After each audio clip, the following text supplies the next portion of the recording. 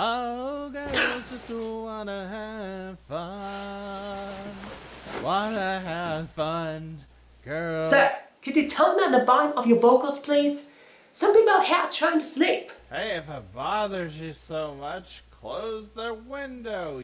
The windows were already closed. Oh. Well, then just try to outsing me. Have you ever heard the concept of sleeping? It revolves around people simply doing nothing else other than closing their eyes while they're lying on a bed. Most preferably at night. Yeah? I don't hear anybody else complaining about it. 1 + 2 = 3, because that's how many people want to sleep right now. You better put a stop on it, or I'll do it myself. Well, try me then. Are there no other neighbors complaining? Most of them are at vacation because they try to enjoy the summer season as long as they can. This guy just won't stop singing. Oh, girl, Not if I can help it. It looks like you just got booted out of this neighborhood, punk.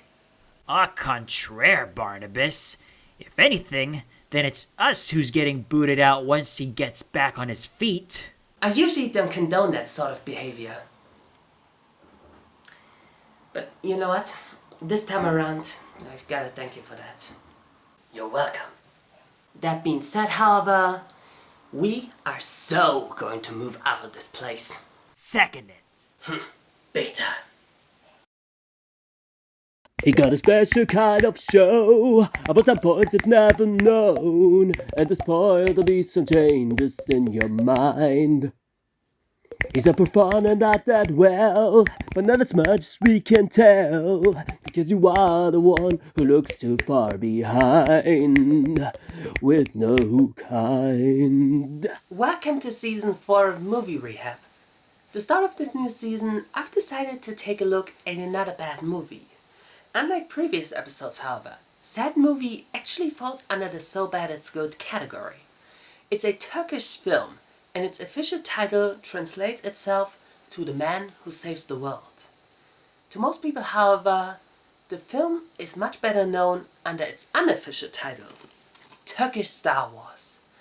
But before we start the review itself, I've decided to take a look at the production history of this film. Turkish Star Wars was directed by Setin Enak and written by the main star of this movie, the Turkish silver screen icon Cüneyt Arkın. This movie has been entirely filmed in Cappadocia, Nicosia. Lavish sets and props were built, including starships, but they were destroyed in a freak storm. The studio refused to finance the set's reconstruction and did not want to delay this film's release, leaving the producers with no feasible way to create all new space battle footage. To salvage the project, Enak decided to use bootlegged scenes from Star Wars and other movies. Me personally, I'm really curious whether it would have been a good original movie or just like all the other Turkish knockoffs out there. Dünyayı Kurtaran Adam, aka The Man Who Saves the World, aka Turkish Star Wars, eventually got a sequel in 2006 titled Turks in Space. Cüneyt Arkın, the actor from the original production, appeared in a cameo, but it failed to recapture the appeal of the original movie, proving that parody retcons usually do more harm than good to certain franchises. Now that we've covered the background history of that Star Wars knockoff, I think it makes perfect sense to me to talk about Star Wars itself, considering that I've never given my full thoughts on that franchise. Star Wars is, as most people know, one of the most iconic science fiction franchises on this planet, and it was created by the legendary George Lucas. Regarding my opinions on the Star Wars movies, or at least the original 6 films that George Lucas made, I love them all. And I don't have any shame of admitting that, and the people who personally attacked George Lucas, Ahmed Best, Jake Lloyd, Hayden Christensen, Natalie Portman, and so on and so forth, should be ashamed of themselves. Have you ever wondered why I've never commented on Star Wars, aside from maybe a grown-worthy joke from my Jumper review? I tried to do my best impersonation of God because it's humanly possible! You can blame the hate wagon that used to be around in the early 2010s. Now let me just go out of character to tell you all about my history regarding the experience I've had with the Star Wars hatedom. Even before my time as a reviewer, I was aware that some people make jokes at the expense of episodes 1 and 2. But back then, I thought these people were only making fun of the sillier aspects of these films because, newsflash, you can call a movie good even if there are silly moments in them. But anyway, once I actually began my career as a reviewer, I was in for quite a shock to discover that there were online reviewers out there who didn't just call episodes 1 to 3 bad, but some even went so far to actually call them the worst movies ever. And this was especially jarring with episode 3 because I hardly ever heard people talking trash on Revenge of the Sith. And the hatred these movies received back then was so huge that I was genuinely scared to say anything remotely positive about episodes 1 to 3 because of the hate fanatics out there. However, there are two people who have encouraged me to open up about my love for Star Wars. The first one being Lee, aka Cinema Wins, with his Everything Great About videos on episodes 1 to 3. But the person who I have to thank the most from the bottom of my heart has to be Anomaly Inc. Anomaly, aka Noms, is just a simple-mate from Australia who, thanks to his show Revenge of the Prequels, exposed the everyone hates the prequels narrative as one of the oldest lies on the internet. And the show debunks all the arguments, both regurgitated and new ones, that people throw at episodes 1 to 3, and it's a true sight to behold. Before anyone gets the wrong idea, it's your right to like and dislike whatever you want. The problem doesn't come from you disliking episodes 1 to 3, rather than the arguments as well as the irrational hatred spewed towards George Lucas. Noms thankfully had the courage to make these videos during a dark time, where the empire of Disney was rehashing previous stories, ruined characters, as well as the law established by the original 6 films, and not to mention having some of the worst retcons in movie history that heavily undermined the greatness of the original 6 films. The good news to all of that, however, is that the Disney movies are objectively not canon, since George Lucas didn't have any involvement in them, and George himself said that only the movies he made, namely the original 6 films, are truly canon to him. What if someone else beside you came to you and said, I want to make episode 7? Could you see that happening? No. There's possibility there may be another offshoot movie somewhere about an offshoot character in that world. But not episode 7. But not about Luke Skywalker, not about that group of people and that struggle to bring democracy back to the galaxy. And if the creator says that only their work is canon, that pretty much concludes the whole discussion. That doesn't mean that the expanded universe is bad or anything, it just means that it's part of an alternative universe, and so are the stories made by Disney. Or given the poor writing quality, they're more like big budget fanfictions. I do like Rogue One though. With that out of the way, it's time to get the engine running, so we can finally deal with the train wreck known as Turkish Star Wars. The movie begins with one of the most bizarre looking opening credits I've ever seen. Seriously, it looks like they couldn't afford the program to create on-screen text, so they had to swipe all over the screen.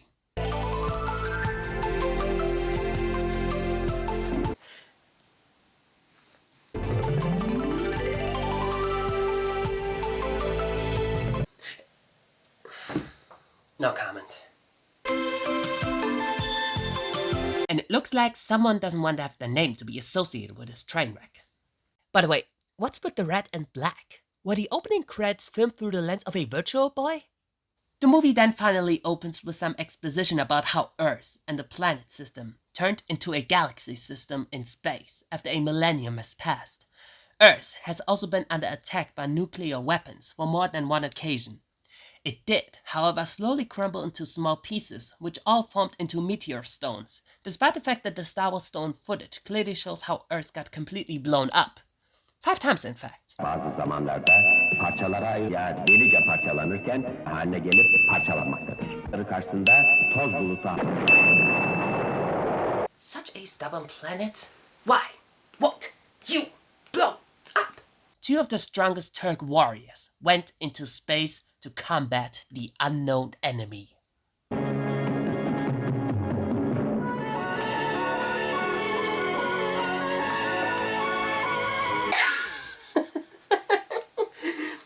guy looks like he's wearing a cardboard kabuki mask with candlelight dildos attached to them.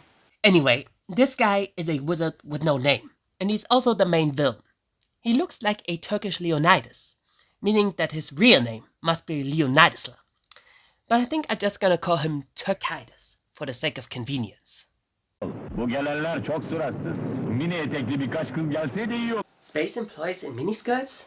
I think you guys must have went into the wrong movie set because Turkish Star Trek is filmed at the other side of the desert. Both of them then land on Earth. İşte yanlış çaldın. Niye? Kadın yerine iskeletler geldi. They both should react rather nonchalantly when coming across living skeletons. I know that they were probably trained to stay calm during emergency cases, just like astronauts are in real life, but they don't even look like they're trying to keep their cool. Instead, they're both just looking like they're bored out of their living skulls. I could play the battle theme from the original Star Trek show, but that would be an insult to the show in question. And besides, there ain't no score that could done this poorly done fight scene justice. Seriously, they're just punching empty air. Both of them defeat the goons, and then take their horses.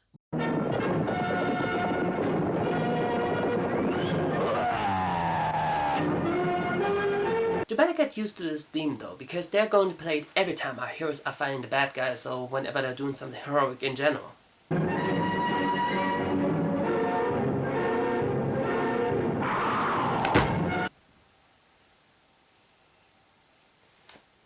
So I guess those creatures are supposed to be like the Tusken Raiders from Star Wars, because otherwise this scene wouldn't make any sense. As in making any less sense than anything else in this movie. We then cut to... Stop doing that! Anyway, our heroes arrive at a village, and then the movie surprisingly becomes very dark. Seriously, we get to see a freaking genocide, which includes people getting stabbed by the villains for rebelling, parents who are forced to watch their children getting murdered, and on top of that, the scenes were filmed with very poor lighting, thus making this scene a lot darker. With all seriousness though, if we're trying to take our time to think about the way these scenes were written, then it's essentially a pretty dark story with a very poor execution. Also, I think this robot is pretty awesome. Murat and his heterosexual life partner Ali decide to take matters into their own hands by playing carousel with their riders, and they're following up their class act by roller coastering them all over the place. After getting rid of the enemies temporarily, they get to know the villagers. Ali asks Murat why the latter always has to joke during serious times. Murat then explains to him that the nuclear war that almost destroyed Earth pretty much happened due to people being too serious. Which is actually a pretty decent line. I mean, make no mistake, this does apply to literally every war ever, but it does give a valid explanation why Murat is constantly joking around instead of him just being a jokester for the sake of it. Yeah, take notes, Taika Waititi. We're also getting a forced romantic subplot between Murat and the daughter of the old scientist. She doesn't have a name, by the way. Said scientist is basically the mentor character, who informs our two heroes that the more civilized, the cause of the terror in this flick, may be more technologically advanced, but they are responsible for the death and the age of hopelessness of anyone else. The same evil folks are known as Tribe 13. Peki burası dünyanın neresi? Burası karanlıklar ve sırlar dolu bir sonsuzluk ülkesidir. They're probably talking about social media. It's one of the most terrifying places ever conceived by mankind. Murat explores the cave until he comes across... Darkness falls across the land. The midnight hour is close at hand. Creatures crawl in search of blood to terrorize your neighborhood. Those monsters look like they're wearing bandages, while also having to use toilet paper because they ran out of good SFX material. Which, yet again, given the chaotic production issues, would make perfect sense. The mummies also get some backup from what, according to Wikipedia, are supposed to be zombies, or maybe it's the other way around, or whatever. They escape the mummies and the teddy bear Deadpool zombies. Their safety didn't last for very long though, because there's a lion bear inbred looking monster that kills a not so small number of people.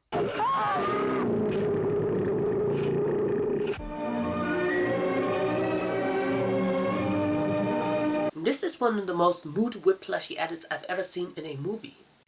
And it then immediately goes dark again when we see the wizard using the blood of the victims to transfer it into his mouth, I guess? Also, their mummy style. After that, we cut to a training montage with our two heroes. It is hilarious.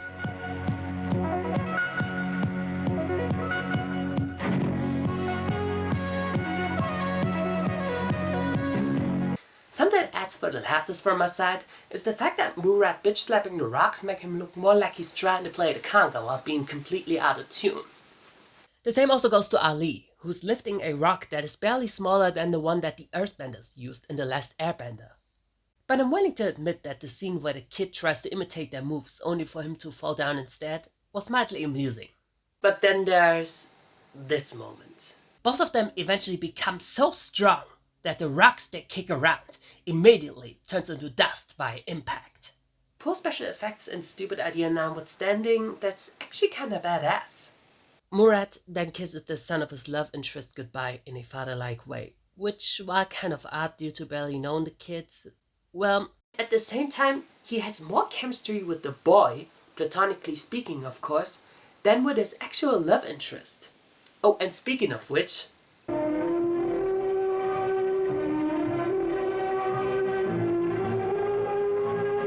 seriously, there was zero chemistry between them. Our heroes get inside a bar, and this is where the good effects are clashing in with the bad ones.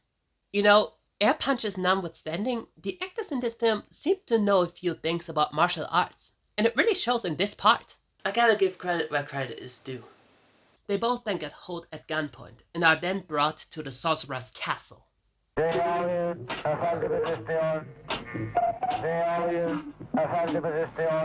I gotta say, the robots are some of the better looking costumes. My favorite character takes Murat to the evil sorcerer, while the evil sorcerer sends his hot queen to seduce Ali in order to get all the important information about our heroes. Meanwhile, the evil sorcerer tries to convince Murat to join him so they can conquer Earth together. Murat, however, declines his offer, claiming that Turkish is just afraid of our heroes.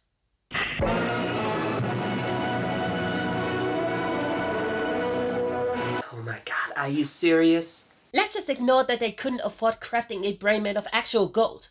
Were the people behind this film too lazy to properly cover the toy brain with acrylic paint? There's hardly any excuse for the productional issues. The only explanation that I could think of would be that the production was rushed, but that pretty much just applies to anything in this movie. He then reveals that he got Murat's love interest captured and... Wait! Did those creatures just make donkey noises?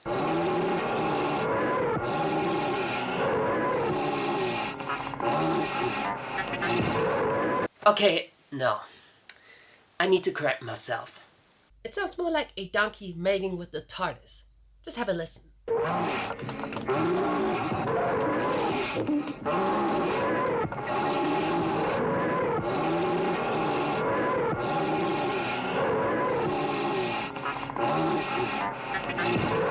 Seeing him tearing off the arms of the teddy bear Deadpool zombies while stabbing them with their own limbs ends up being both awesome and hilarious at the same time. But it doesn't stop there.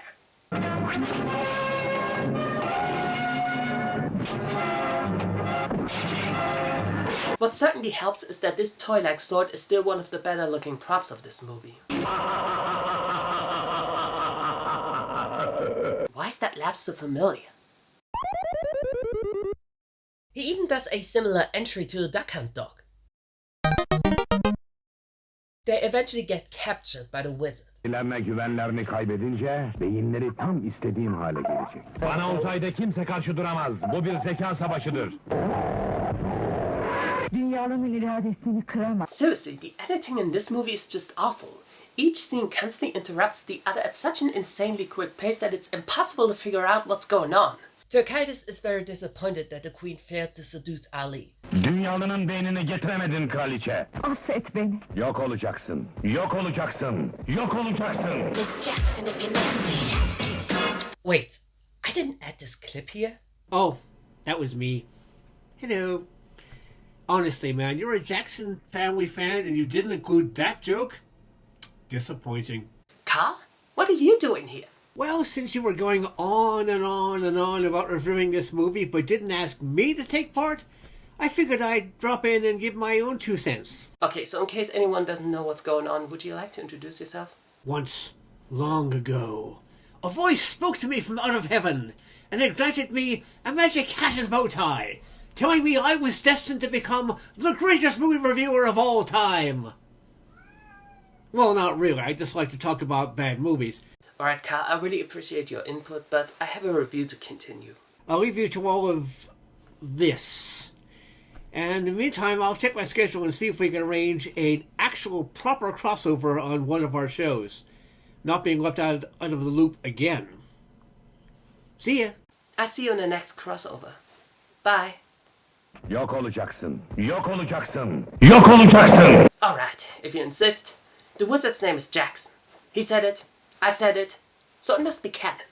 Well, as mentioned before, Jackson decides to turn the queen into dust and... Oh, never mind, she's a bug now.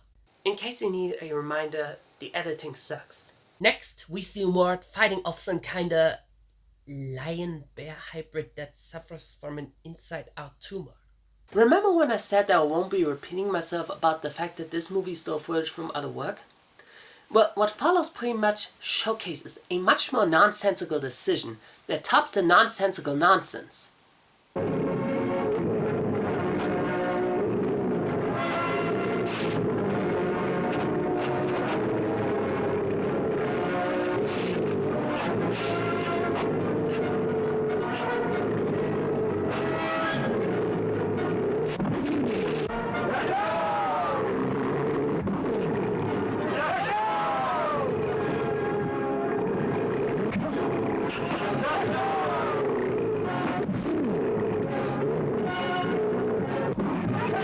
Never mind them stealing footage from other movies, the fact that they have to resort to recycling their own low-quality scenes just further highlights the cheapness of this movie. The stolen footage was at least coming from movies that were actually good. However, showing us scenes that were already bad to begin with over and over again just draws further attention to this movie's poor quality. It's like you're trying to gift wrap a bag full of trash with toilet paper. The end result looks even more ridiculous than before. Jackson's army then increases in numbers, forcing our heroes to retreat. Jesus. They eventually escape and meet the old scientist again, who then guides them around some ancient ruins. You know, as awful as this movie is, it has also been very hysterical at the same time, and there's not a single scene that I can recall that would genuinely anger me for whatever reason. Dünyada yaşamış en büyük kabile ve en köklü topluluk olan Müslümanlık, yani sizin dininiz, medeniyetin simgesidir. Müslümanlık, son peygamber Hazreti Muhammed ile başlamış, asırlarca dünyada doğruluğun ve insanlığın rehberi olmuş. Religious propaganda? Are you freaking serious? This scene doesn't even add anything to the plot. Let's just skip this nonsense. After yet another awful fight scene. I know how to use these things. We get to witness Murat and his love interest entering a temple. He then takes a sword that looks like it was handcrafted by a kindergartner.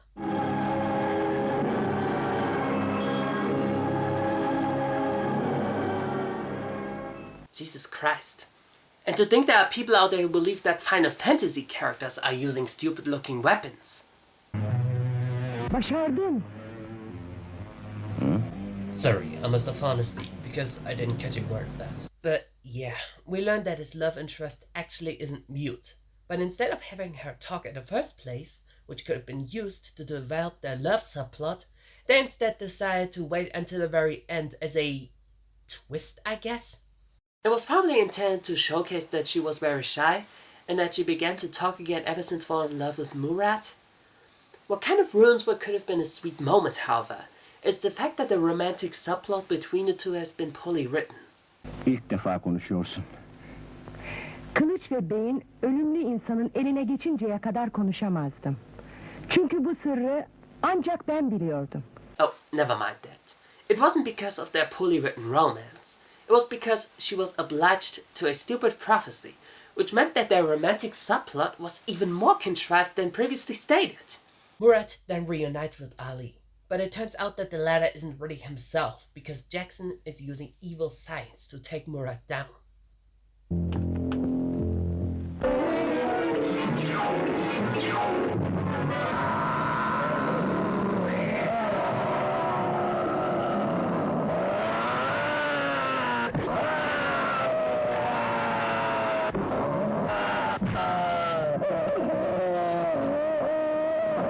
Dude, I signed up for a circumcision, not a castration.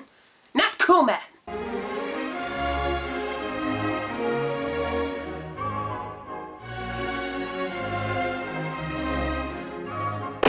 Murat then frees Ali, but freeing him also activates the alarm system. Our heroes then walk with their arms wrapped around each of their bodies, with their faces looking awfully close like they're about to make out with one another. Ali, however, then insists that he wants to wield the sword himself, even after Murat explained to him that the sword must be used to defeat Jackson. Gücün de yakışıklılığın gibi başına iş açacak. Did Murat just call Ali a jerk? Yeah. After Ali throws the obligatory title drop at the audience's face, he knocks Murat unconscious.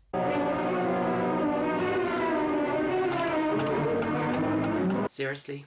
Was lying around the stairs for at least 10 seconds too hard to do for the actor? The same also happened in Alone in the Dark, only not nearly as blatant. And if you make Uwe Boll's directing style look good by comparison, you know you've done something wrong. It's something that Spoonie would say if he was here. Ali then gets tricked by Jackson into giving the sword. Jackson managed to disappear, with what I have to admit is a pretty decent special effect.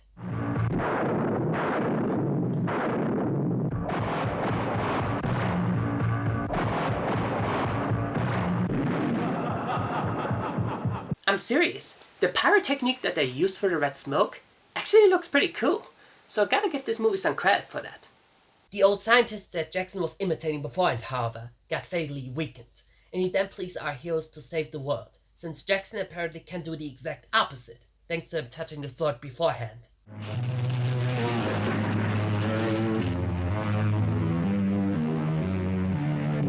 The effects in this shot, however, just pale compared to what we've previously seen. Anyway, can we cut to something that looks bad but still more impressive, please? Ey ölümlü insanlar! That actually looks much better. Ali then realizes the error of his ways and decides to redeem himself. He then gets hit by an explosion, however, with Ali now being close to death. Hatırın için ölmeyeceğim.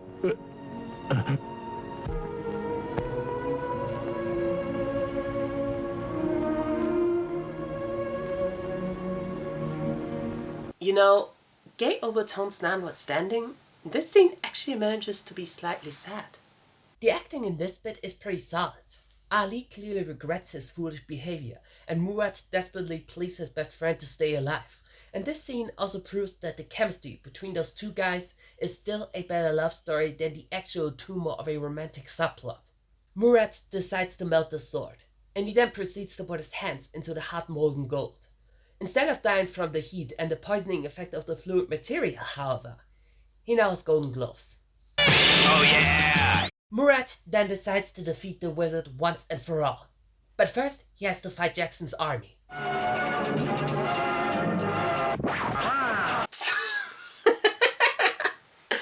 Was that a record scratch gag? Then the Earthlings get told about their potential demise by Jackson's henchmen. But then we have spaceships. Before I say anything about me not commenting on this, I'm pretty much just got used by the bad editing by now, and there's absolutely nothing that could shock me anymore.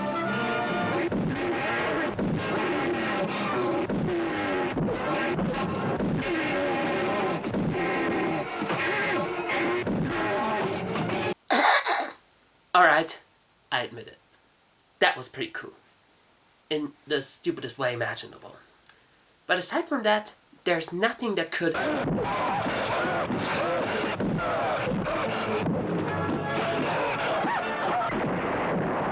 I stand corrected. But aside from that, that's it.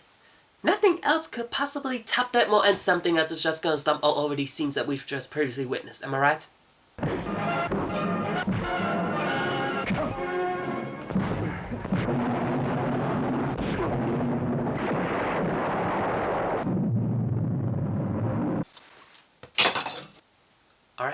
That's it. Murat has just become one of the most badass characters in movie history. Who would have guessed? Han Solo, Indy, both of you better run off, because otherwise Murat will turn you into his bitches. We then get to see the half-sliced body of Jackson. Or more like showing each of his own halves in 2 separate shots instead of just 1 shot. Seriously, would it have been too hard for them to add a freaking split screen during post-production? I mean, I can do it. Take a look at this. Jackson is defeated and Murat decides to not be together with his love interest to continue his journey. Yeah, I think it's time for me to work on new episodes of Movie Rehab. I'm pretty sure there are several adult films where the characters manage to have better chemistry than in this trash. The humans are finally free from the evil sorcerer Jackson, and Murat leaves Earth to return back to wherever he and Ali were coming from. Murat has thereby become the man who saved the world. This movie is one of the most surreal knockoff flicks I've ever watched. I know there are plenty of other foreign knockoff movies, and they're not just from Turkey and, well, knockoff movies in general, but I think that Turkish Star Wars dethrones them all. Whenever the effects looked great and the music was awesome, it was always stolen from better movies with better music, and whenever they used their own effects or played their own music, it was completely awful and unfitting. If any other movie would do that, it would be absolutely disgusting. But Turkish Star Wars is not like every other film, which is hilarious considering the fact that it mostly stole footage and music from other movies. But that's the key word, hilarious. The acting was atrocious, which you can tell by the wooden expressions on most of the actors' faces, and the only actor I managed to have a blast with his role was the guy who played the evil wizard. The drama, for the most part, fell completely flat. The characters were pretty bland, with a probable exception, yet again, being the wizard. Oh, and also the robot. I want to own one myself, and one day, it'll be mine. The love story was abysmal, any attempt at humor barely worked, and as for the action scenes, what else could I say that I haven't said before? This movie fails in every single category, and it would probably cause the sin count of Cinema Sins to explode. That being said, however, I still had an absolute blast with this film, because it's next to impossible to not find a scene worth making fun of.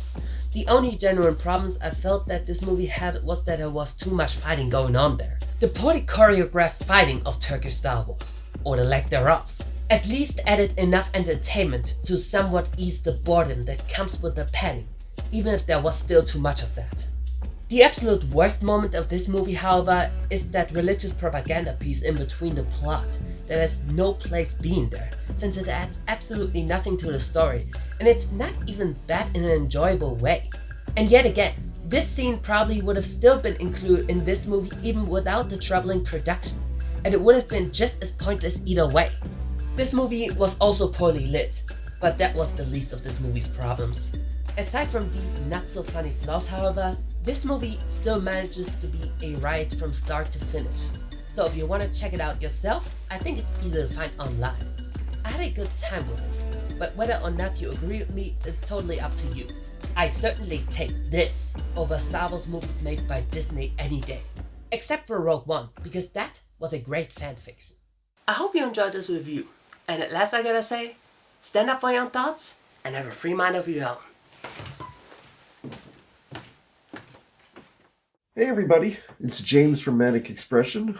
Hey everybody, and Tony here, aka the guy who reviews a lot of media-related, music-related, entertainment-related, and animation-related installments, and the voice of Rumpy from Movie Rehab. Jack Sky Blue is the worst. I'm just kidding. I was not involved with Team Night Saturn for very long, as I found that I could not find a way to balance my job, my marriage, and do video reviews. Plus, I could no longer find anything that I was really passionate about reviewing. I was pleased to be asked to share some of my favorite memories from the past with Jack, and you know, he came on to Manic Expression. That's where I met him for the first time, but I've always I've been a fan of his videos since. I got myself involved with Movie Rehab as the voice of Rumpy through a very great friend, and of course, the main head of Team Night Saturn himself, Jack Skyblue, who, by the way, as I'm recording this, is celebrating his birthday today. No, I remember when we met back in the 2013 time. He asked me to join the team, and I got to meet some people that I never would have met, and I got to work with them. The brief time that I was with Jack Skyblue, he was very supportive. He helped me to expand my audience and gain feedback on how to be a better reviewer. I love his reviews, which I always find insightful, but I think the video that I like the most of everything that he's ever done is the Team Night Saturn holiday video from 2018. I'm just as blessed not only to be a part of Movie Rehab, but also a part of Manic Expression and Team Night Saturn as a whole, as an entertainer, a content creator, and as an overall person. And I remember that you cameoed in one of my videos, The Room, and yeah, it was good to see some fellow content creators. I don't make any videos now, but it's good to see that you're still doing your thing. So thanks for everything, Jack, and if I ever come back to reviewing, you'll be the first to know. As somebody who appreciates a YouTuber who can take things seriously a little bit, slow things down, I love that moment. I always have. It's a great moment from a great content creator. And here's hoping that I continue to produce a lot more awesome content for you guys, as well as hope that the legacy and the brilliance of Movie Rehab continues to stay as strong as ever. Take care, everybody. And so, just gonna say congratulations on the 10th, and you take care, my man.